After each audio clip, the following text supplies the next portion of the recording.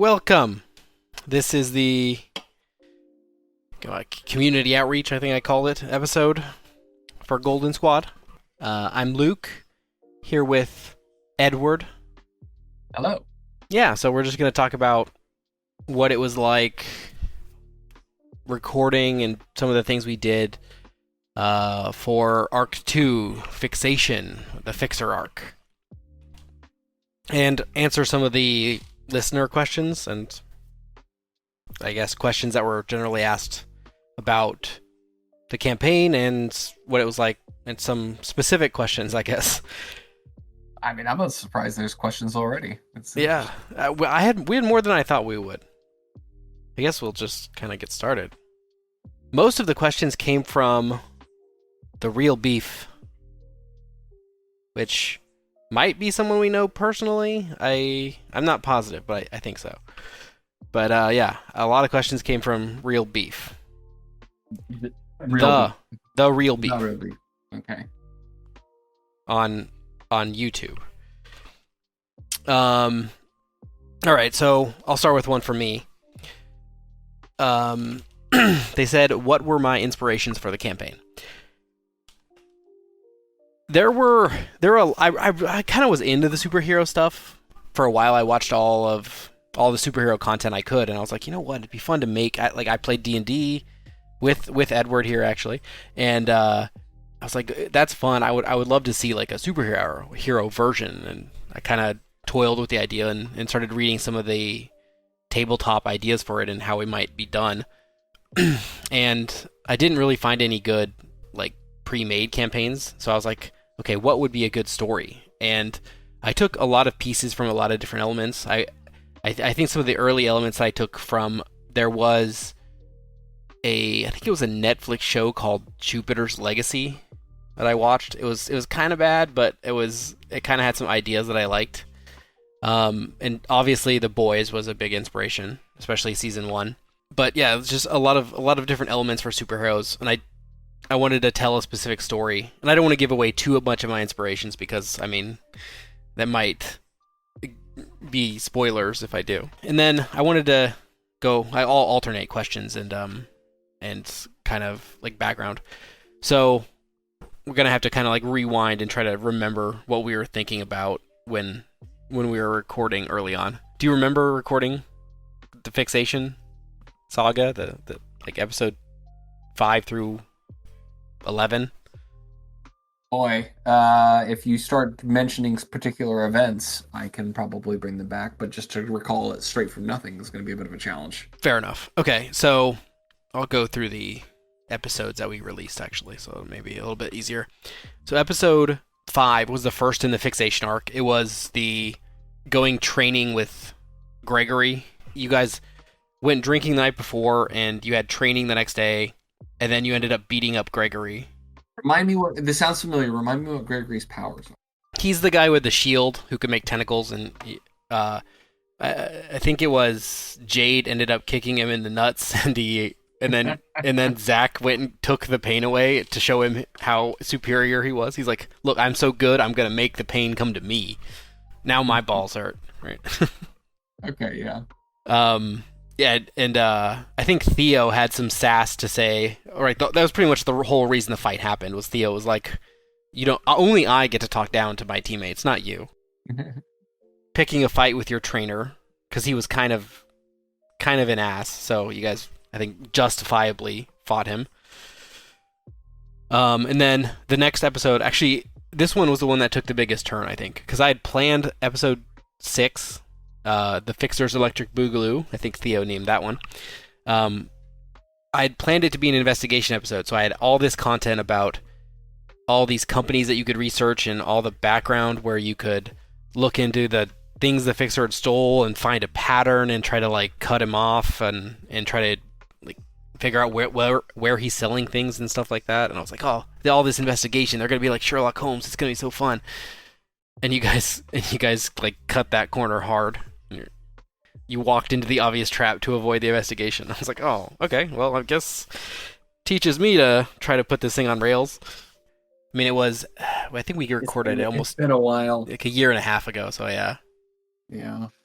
like the place I was expecting you guys to go when I built it. So what I would do is I'd build this like decision tree type of thing, and I try to make it if this happens, if this does not happen, so it can cover every situation. So it's like, okay, so if they do this, this is what's going to happen. If they don't do this, this is what's going to happen. And then sometimes there would be like I'd have to build multiple. So I get like go to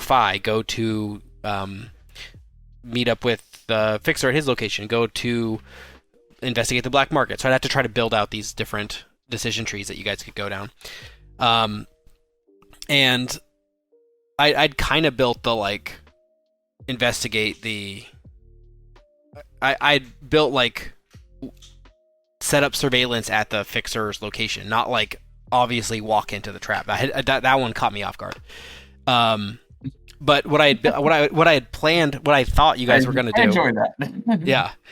What I thought you guys were going to do, and you even mentioned doing it, but you didn't, was Kristen, Jade, had the idea to, like, I think it might have been Theo, actually, had the idea to look into the black market for the objects that the fixer had previously stolen and were, like, missing. And I was like, oh, that's perfect. That's a great idea, especially because Jade has a black market contact that she's met in the past and she's, like, recently talked to. But I think I didn't account for the disconnect between. I should have had Jade like roll insight to remember that the fence existed, because it had been probably a month or a month and a half since she had like had the session where she talked to the fence. So I think she just forgot that the fence was the thing. Yeah, I should have reminded her with an insight roll, or maybe she would have missed it anyway. So.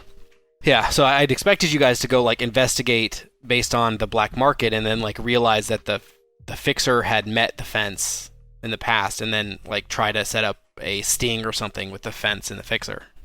So I was like, that'd be a cool route to go. As soon as you guys mentioned it too, I was like, oh, they're gonna do it, and then it's just a hard right turn to a different direction. Nope, just go straight at him. Walk right into the obvious trap. So yeah, the obvious trap walking into was episode 6. You guys met him, and he killed Zach, but it gave me the opportunity to introduce Zach's immortality on episode 7. And I really wanted to like end the session with Zach dead. I thought that would be a great like cliffhanger, but I was like, I don't want him to like think for 2 weeks that he's dead and has to make a new character and like start planning a new character. Oh, he didn't even know he had that. I assumed he knew his own power. Okay. No, he did not know he had a new. So, like, I'd planned on killing him in his intro arc, but he was so cautious that I never got the opportunity. So I was like, okay, well, here's the fierce non-cautious thing he's done. Let's make him pay. That's kind of funny. Yeah.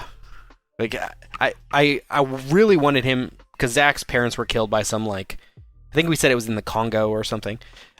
His parents were killed when he was trying to build a purifying water thing for the government or something in Congo, and his parents were killed by like a cartel leader guy. And what my original plan was to have him go back to try to get revenge, and the guy kills him too. But it's like he just was like, no, I'm good. I'm not going for revenge. I don't need revenge. Okay, I guess that's a good more like hero thing to do. Yeah. So, okay, I'm okay with that. I can't argue with you not wanting to kill people. Or at least go and arrest them or anything, like whatever. And I kind of made it seem like it wasn't a great idea, because I wanted to make it seem like it was kind of like it's risky, but I made it seem like it's going to cause some power vacuum, so I was like, oh, I shouldn't have said that. Okay, yeah. It worked out fine. Yeah, I like that the Fixer was the one that unlocked that power for him. And, like, I remember building Zach's character, and I built him because he said he wanted to be a support character. And so I gave him healing, but I was looking at the healing power set, and they had empathetic healing. And I really like the idea of him taking on people's injuries and being immortal to balance out the fact that he's going to be eating all these extra damage. To be like, oh, I don't mind if I die, because I'll just come back. So it's like, oh, well, just give me all the pain and all the injuries, and I'll just come back. I can even bring someone back from dead, because I'll just take their death or whatever. And dang, I'm not sure I knew he could do that. He on the first level up, he removed it, so he can't do that anymore. Oh, But okay. I gave him that about power, and I think I put a limit on it to like be realistic. Like you can't do like 100-year-old skeletons or anything like that. But like I said, like if they died within the last hour, then yeah, maybe they're still alive enough to enough electrical signals still in the brain or something that they could still be revived. I mean, at that point, it's still basically magic. Yeah, right. There's a weird line between it's all magic, really. Biologically, you're pretty dead at that point. But Yeah. Part 3, episode 7, was Zach comes back to life and you guys go to the party where you got to meet all of the 5 people. So it was just me putting out a bunch of voices and meeting all of the higher ups at Phi. And I actually released all the like pictures that I generated from the AI too.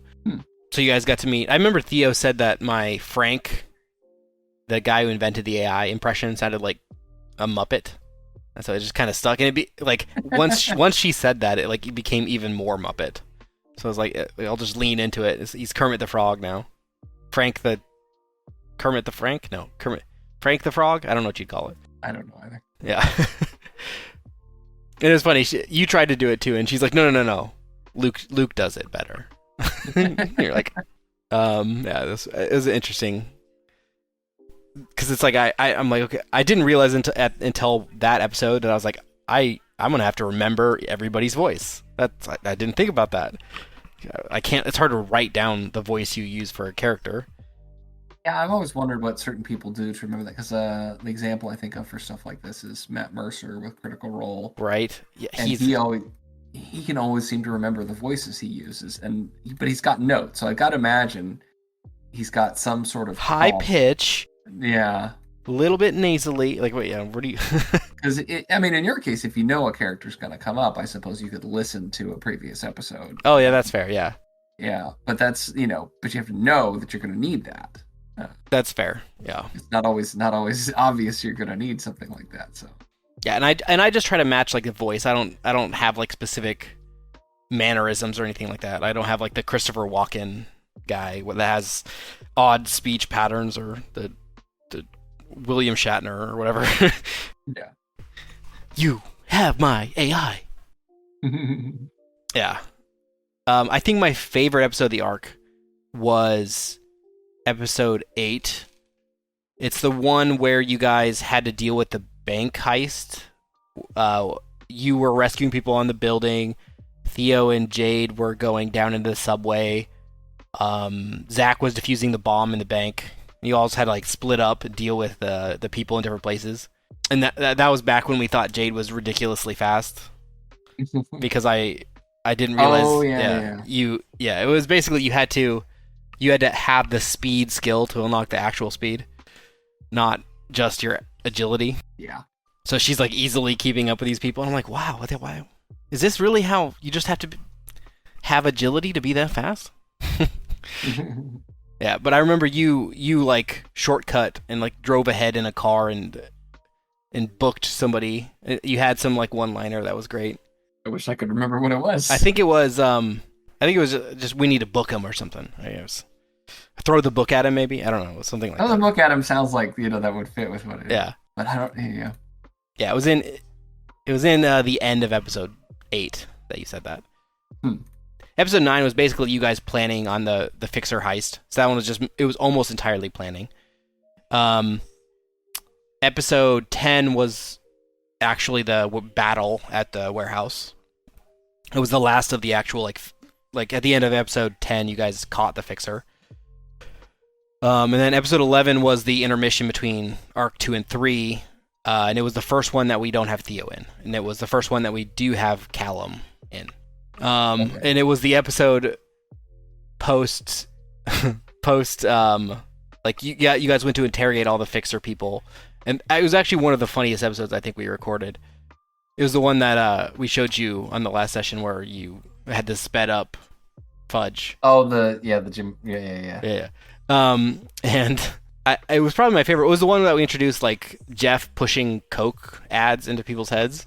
I don't remember this at all. Wow. You really? So we talked about how like Jeff could go into advertising where he makes people just think about Coke. And you can sell advertising rights directly into people's heads. Like Coke pays him to. He could now he this is the thing we talked about he could do. He didn't actually do. No, Yeah, he yeah, didn't okay. actually do this, but we talked about how Jeff might push. Okay. Oh, this is when we were joking that Coke was a sponsor or something. Right. Yes. Yeah, yeah, yeah. Yeah. Yeah, and I think we mentioned that like I was like, well, now Coke's not a sponsor yet. If you want to give me money, Coke, I would gladly take it. Yeah. Yeah, they're not gonna do that. They might actually like send you a cease and desist or Yeah. something like that. Do not mention our product. I have to call it a great value cola. Yeah, that's what it is. That's what I meant. I'll override it. It's really easy to override, so I'll do that if I get one of those. Yeah. Yeah, so that was basically the entire Fixation arc. We ended the last episode 11, which was the intermission one, with the reveal of Gabe being kidnapped or killed by the Russian superpower agency, the SCS. And you guys are preparing to go to Russia to find out what happened to Gabe. Those are the sessions that we recorded. And then the remaining questions that we got, so those are the episodes. We got the question, it says, what were your inspirations for the campaign for the player characters? So I think that question is kind of toward you. So what was your inspiration for choosing a bibliokinetic character? Inspiration was just me being a smartass. Because like you had been asking me for weeks, months, what my character's power was going to be, because you had been planning this for a bit, and so there we were like all this planning you were trying to do, and I couldn't think of anything that I was trying to I spent a little time but not really a ton trying to like think of something cool, and I couldn't think or funny. And so I couldn't really think of anything. And so like I finally just started giving it less and less thought, and you just kept pestering me. And so we were getting to like pretty close to having to start. And I was just like looking around, my desk area here, and I'm like, all right, I got some books here, but you know what? I can move books with my mind. How about that? Like just say anything. Like, and I kind of like probably expected you to not take it that seriously, but you just kind of went, you went with it. What is it? You said you replied like we were messaging on Discord or text or something like that. Bibliotelekinesis ? And I'm like, yeah, let's do that. So. So that's the lesson. Like, you give things less thought, and then the solution comes to you. I mean, it worked out. It worked out better than I thought. I really like it as a power. I think it might be my Jade's is really cool, but I feel like a lot of people have it. I don't know. I've never seen anyone with this power. That's part of me being a smartass. It's just like I didn't, it was somewhat of an unserious suggestion, but it's like, it's a thing. You move. It's the same idea with you. It's like I've never heard of anybody with this, so why not just throw it out? I was kind of it was a little bit to see what you would say to it. So okay. Any games you like listening to? What? Games I like listen. You play games. Yeah. I'm confused by the question. Story-wise, any games you like listening to? I think it means any other podcasts, maybe? Well, okay. If we do that interpretation of the question, I've mentioned Critical Role, but I don't always follow that one like that. It's just really hard for that show for like 3 or 4 hour commitment an episode. That doesn't mean I don't enjoy it or appreciate it. I think those guys do a great job. Right. I always get the like cliff notes of them. The episodes are so long. I want to watch it, but I'm like, that's gonna take me months to watch. Yeah, my wife and I, this season 3, we were watching it and we'd watch like maybe 30 minutes or an hour a night, so basically get through like an episode a week. And then after a little while, that tapered off, and now we're 60 episodes behind or something like that. It's like, maybe we'll try again next season. You gotta listen to it at like double speed or something, so you could.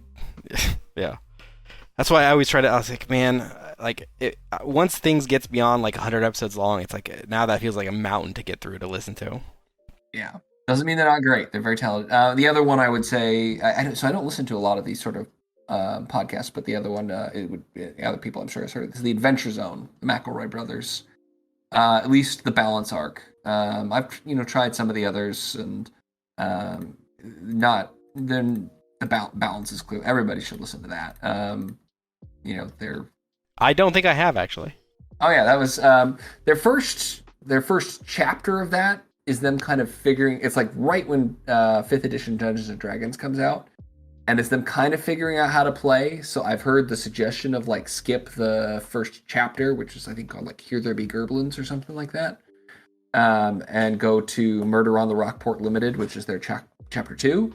I understand that suggestion. If you're willing to give their first few episodes, give them a break as they're kind of discussing rules and how they're going to play and that sort of thing. They really hit their stride, and it gives you a little bit of the background. If it sounds interesting to you at all, you could, but you're not wanting to go through that, you can just jump ahead a little bit to the chapter 2. I think there's a interlude between each chapter as well. So maybe you want to start with. I think there might be an interlude between chapter 1 and 2. I can't remember that for sure. It's been too many years. But yeah, they're it's really good. And when you get to like their final couple chapters, the 11th hour and the Suffering Game are just like fantastic. Yeah, when I was preparing for like the first few, because I never been a DM or GM before, so I was like, okay, I need to like learn how to do that. When I was planning this session, so I started listening specifically to Mutants and Masterminds ones. So I found 3. One I was not into. It was set in like a post-apocalyptic world way in the future, so I was like, that's not exactly. I wanted more like Avengers than I don't even know what you like Fallout as a background. So I was like, okay, let me look at the other 2. And the other 2 were Vanguard, is what it was called in the beginning. I talked about it a few times in the podcast. So I think they're one of my favorite ones. The other one was Masks and Mayhem. Masks and Mayhem is like the longest running one for Mutants and Masterminds. I really, really like Vanguard though, because they're like silly. They like everything about it was just, I was like, all the people that are on it, they're kind of dorks, and I love that fact. I love that how like goofy they are when they do stuff. I think they've been friends for a really long time, and you can like you can see the chemistry when they have these like conversations. The main guy. The GM of the game is named Sloth. I don't know what his real name is. I don't know if that's his real name. I don't think it is. But he goes by Sloth. Everyone calls him Sloth. And one of the characters in this show made her character a sloth that gets super speed as like a I'm funny, look, I'm making fun of you, GM. It's just like okay. I love it. Yeah, so like they basically started theirs out like the Vanguard is what the corporation's called. Hosts like a tryout for people with powers, and it's like them doing the tryouts. And like as soon as Sloth introduced the other characters that were like the NPCs that were trying out, they were all like ridiculous, like average man or something. He had like 2.5 kids and average height, average weight, average hair. It was like everything about him he was like abnormally average. There was Capybara Man or something. Capybara? Yeah, that. It's just like all these ridiculous like minor superhero people. It's just like the list of people that he came. It was like 6 of them, and they were all just like ridiculous. Like not real. There was, I think, Single Mom. Just like she had superpowers, but she was also a single mom. I was like, all right. And then there was like one basically Homelander that was there too. They did such a good job with that. I really enjoyed Vanguard, and I can't recommend them enough. And they were like small enough too that I would like reach out to them, and they'd actually mentioned me in their podcast, and I was like, I never forgot that, and I was like, I recommend them anytime I can because they were so cool to me, and they helped me out quite a bit in the beginning. That's great. What is Edward's favorite pie? Edward's favorite pie. So because we call both you and your character Edward, I'm not sure who they're asking. Uh, yeah, that's. I mean, no surprise to the audience. Edward is not my real name, and so we don't. And I, no interest in giving my real name. That's fine. So me or I mean, I'll just stick with. Maybe I'll just make it kind of the same. I don't know. I don't eat pie myself. Not not the character a ton. It's usually like a holiday family holiday thing. Somebody's made a pie or brought a pie. I mean, you can't go wrong with a good apple pie. That's pretty good, or a cobbler maybe, but I don't. Is cobbler just a special case of pie? I'm not sure.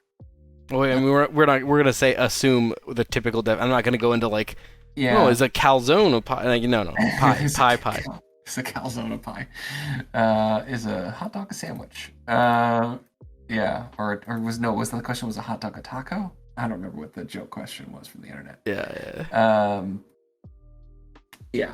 So, but also like peanut butter pies or like Oreo crust pies. The Oreo, like, I mean, I feel like those were when I was a kid. The Oreo crust pies were really a popular thing, and I don't know if that really counts as a pie or not either. But I remember liking those.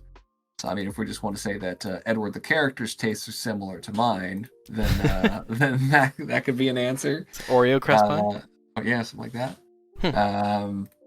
Or I decided that like Edward was from Texas, and so I was trying to think if there was a stereotypical pie that like barbecue pie.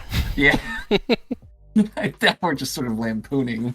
Yeah. It was like, no, I don't know like what they would be as like if that's a thing that there's a particular pie that's more popular than others in Texas. But I think the problem with this is just I don't eat pie a ton. I prefer pie to cake. Actually, you know what? I would, if I had a choice, I would choose cheesecake. I love cheesecake.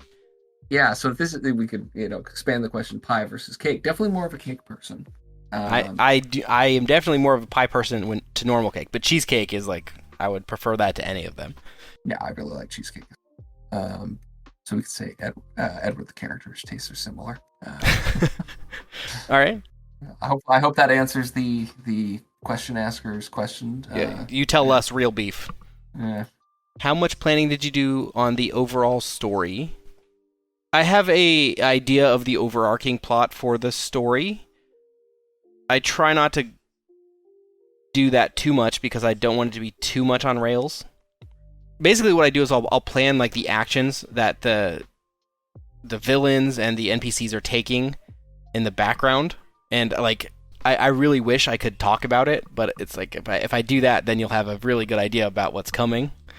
So I don't want any spoilers. Yeah, basically, yeah, I have an idea on where I want it to go, and the actions that the villains and NPCs are taking, so that the hardest part for me is I'm trying to reveal this stuff that the other characters are doing that are not like on screen, and I'm like, how do I reveal that these things happened? Because you guys weren't there for them.